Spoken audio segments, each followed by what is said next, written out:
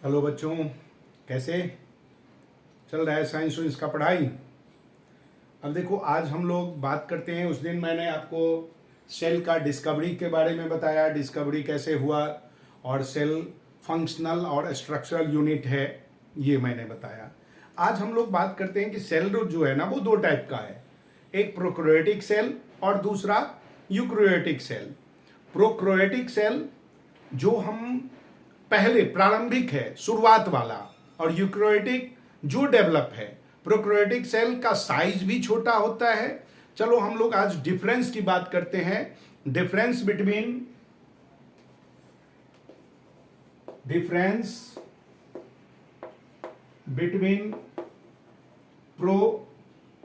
Prokaryotic cell prokaryotic and eukaryotic. इसमें ई जो है ना, वो आपका साइलेंट है। ई क्या है? साइलेंट। ई यू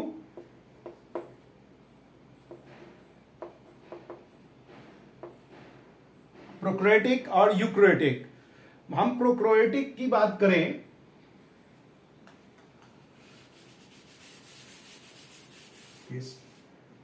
ऐसे लिखाते हैं, डिफरेंस निकालते हैं। सबसे पहले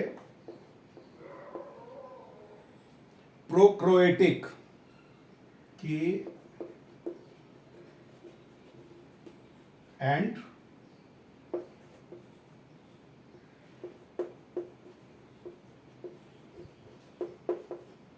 प्रोकैरियोटिक और यूकैरियोटिक।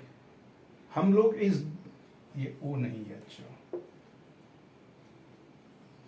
अब इन दोनों में देखो क्या डिफरेंस होगा। सबसे पहला कि साइज के बारे में। जनरली इसका जो साइज होता है ना, 1 से लेकर 10 यूएम के बराबर होता है। साइज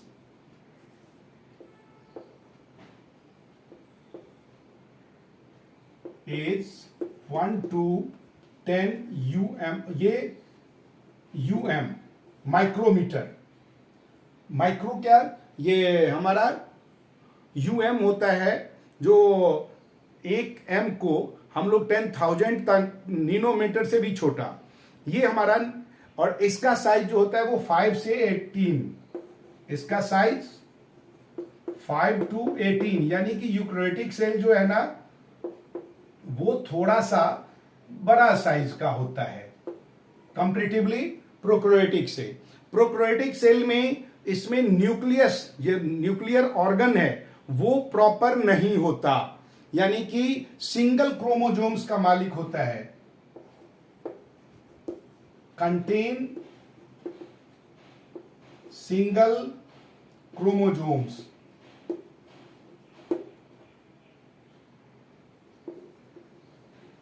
और इसमें सिंगल क्रोमोसोम्स होता है प्रोकैरियोटिक में, मतलब स्टार्टिंग सा है। और इसमें क्या होगा? More than 1। Contain more than 1 chromosomes. इसमें ज्यादा क्रोमोसोम्स होता। इसमें यूकैरियोटिक सेल में न्यूक्लियस एब्सेंट होता है। न्यूक्लियस क्या होता है बेटा? एब्सेंट।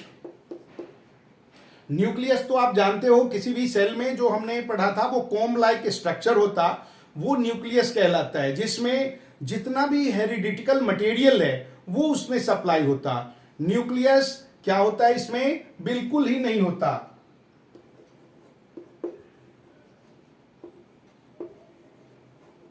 एब्सेंट होता है। और इसमें न्यूक्लियस प्रेजेंट होता है।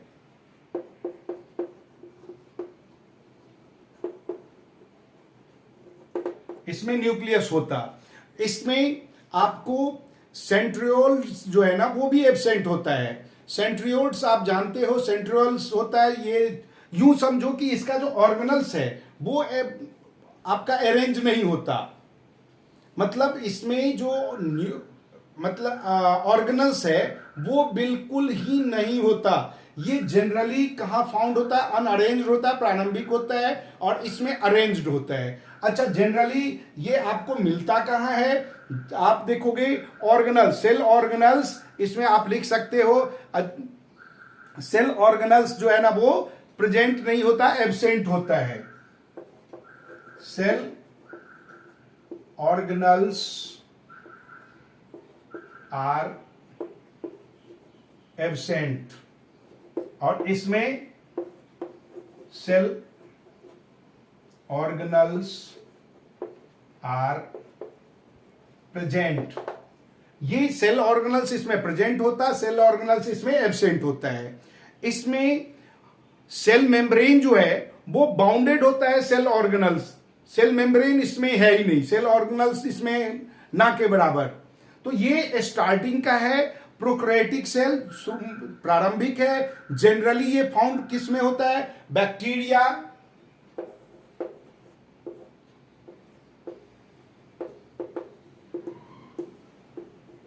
Green blue algae.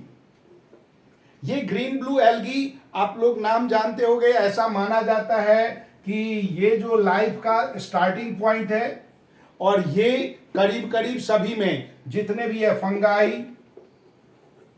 फंगाई है, प्लांट है, एनिमल्स,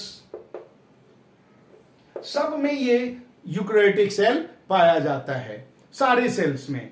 जबकि ये हमारा बैक्टीरिया में पाया जाता और ग्रीन ब्लू एल्गी में है। ये हमारा स्टार्टिंग का है, ये हमारा क्या है? डिजाइन, मतलब डेवलप्ड होने के बाद यूकैरियोटिक हो जाता है। तो प्रोकैरियोटिक सेल और यूकैरियोटिक सेल, ये आपको याद रखना होगा। इसमें डिफरेंस कई बार पूछा जाता। अब हम डिफरेंस बात करते हैं प्लांट सेल और एनिमल सेल में। ये बहुत मायने रखता, जैसा कि उस दिन हमने उससे पहले वाले वीडियो में आप लोगों को बताया था कि प्लांट और एनिमल दोनों का जो फंक्शन है वो बिल्कुल अलग अलग है। तो अलग अलग जब अगर फंक्शन होगा तो जाहिर है कि उसके सेल का भी बिहेव अलग होगा, सेल का स्ट्रक्चर भी अलग होगा। तो जाहिर है कि सेल के अंदर जो हमारा मटेरियल है वो भी अलग अलग होगा, और वो सारे डिफर होने के कारण वो दोनों सेल में डिफरेंस होता। तो हम लोग बात करते हैं difference between animal and plant cell. Animal plant cell.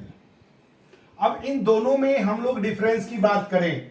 Animal cell में क्या होता है बेटा? Animal cell usually smaller in size. Size क्या होगा?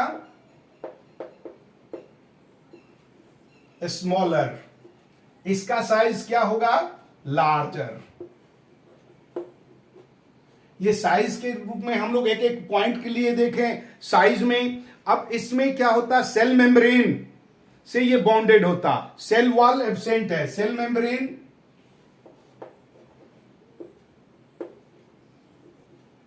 मेम्ब्रेन है, ये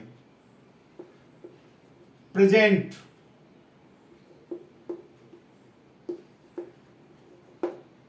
ये सेल मेम्ब्रेन इसमें प्रेजेंट होता, और इसमें प्लाज्मा मेम्ब्रेन होता है। क्या होता है बेटा? Plasma membrane.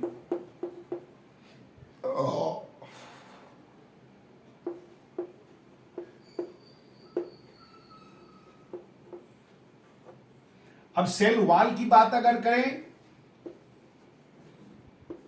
तो ये एब्सेंट होता है।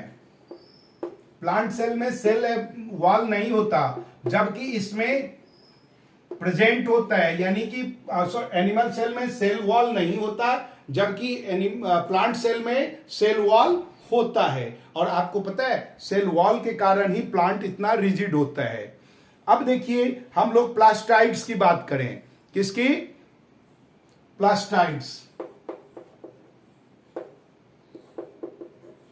इसमें एनिमल सेल में ये एब्सेंट होता, इसमें ये प्रेजेंट होता है।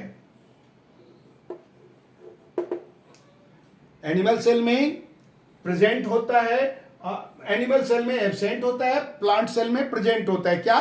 प्लास्टाइड्स। और यही प्लास्टाइड्स है जो आपके जिसमें इसमें क्लोरोप्लास्ट है जो खाना बना सकता है, फोटोसिंथेसिस इसीलिए होता बेटा। अब अगर हम लोग बात करें तो ये क्या है? Cytoplasm, largely of smaller vacuoles.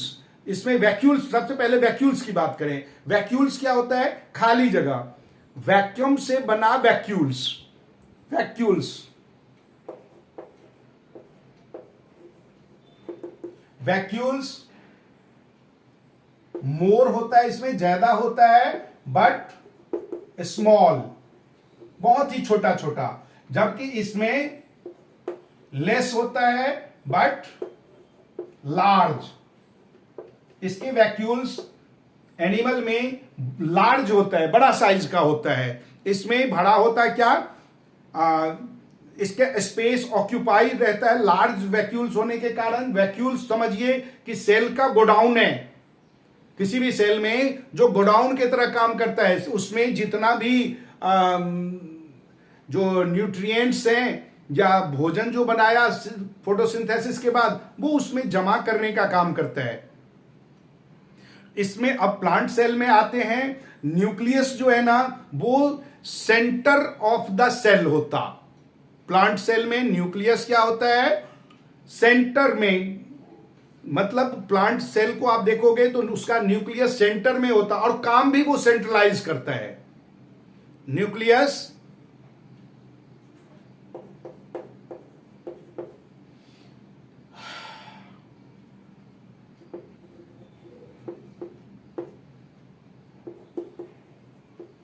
Found in centre, ये बिल्कुल न्यूक्लियस क्या होता है बेटा?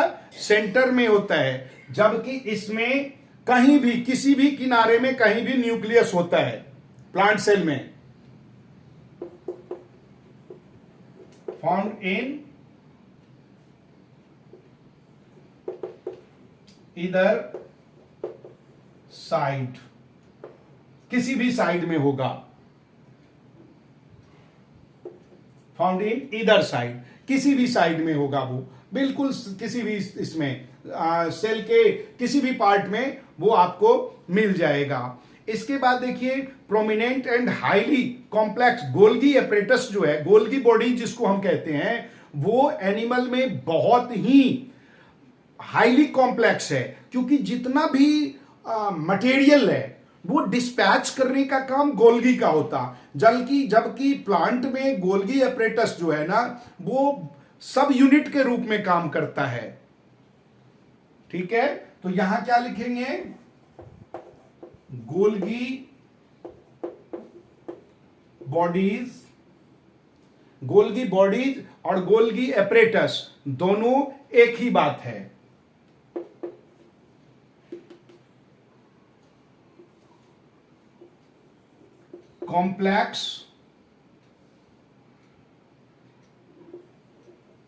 कॉम्प्लेक्स वे में है। और ये मतलब गोल्गी एपरेटस जो इसमें है वो कैसे काम कर रहा है? बिल्कुल सब यूनिट के रूप में, यूज एज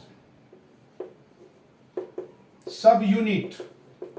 सब यूनिट मतलब उतना ज्यादा काम नहीं होता गोल्गी एपरेटस का प्लांट सेल में, जबकि एनिमल सेल में बहुत ज्यादा काम है। लाइजोसोम्स, कहां हमारा कौन सा सेल डैमेज हुआ, उन सबको सही करने के लिए गोल्गी एपरेटस ही काम आता है। कहां पर क्या भेजना है? एनिमल सेल में जो आपका मतलब क्रोमोजोम्स हैं वो उसके 2 सेंट्रियोल्स होता है। प्लांट सेल में सेंट्रियोल्स होता ही नहीं।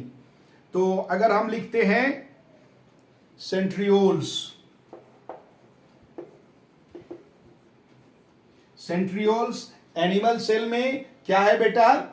हमारा 2 होता है। कितने? ये जो हमारा सेंट्रोजोम होता है, सेंट्रल में न्यूक्लियस के बीच में जो सेंट्रोजोम होता है उसमें होता है, यानी कि 2 होता है, 2 क्या? There are 2 centrioles और इसमें एब्सेंट। प्लांट सेल में सेंट्रियोल्स होता ही नहीं, ये एब्सेंट होता। अब क्योंकि देखो दोनों का जो सेल है वो इस तरीके से डिजाइन है कि किसका काम क्या है, उसके अनुसार इनमें ऑर्गेनल्स भी बटा हुआ है। तो ये डिफरेंस आपको पता होना चाहिए। अब इसके बाद आपको डायग्राम भी पता होना चाहिए। डायग्राम लेवल कौन सा कहां पाया जाता है। तो अगले वीडियो में हम लोग डायग्राम के अकॉर्डिंग कंट्रास्ट और कंपेयर करेंगे सेल का, एनिमल सेल और प्लांट सेल का कंट्रास्ट और कंपेयरिंग करेंगे कि कैसे क्या क्या दोनों में है, कंट्रास्ट हो गया, और कंपेयर कि हम किस तुलना करेंगे, किसमें क्या है किसमें नहीं है डायग्राम के साथ। तो इसके लिए आपको सब्सक्राइब करना है। पहले तो ये ऑर्गेनल्स, इससे पहले कमिंग वीडियो में हम लोग ऑर्गेनल्स की बात करेंगे। आखिर सेल को बाउंडेड जो कर रखा है, बांध रखा है, उसके अंदर है क्या, फंक्शनल और स्ट्रक्चरल यूनिट तो हमने बता दिया, लेकिन ये फंक्शन, ये स्ट्रक्चर कैसे काम करता है, कैसे ये स्ट्रक्चर तो जुड़ जुड़ के मिल गया, ऑर्गेनिज्म बन गया, लेकिन इसका फंक्शन का वे क्या है, how they work, what is the part which is specialised for the particular job, इसके बारे में अगले वीडियो में बात करेंगे। तो मिलते हैं अगले वीडियो में, तब तक के लिए बाय।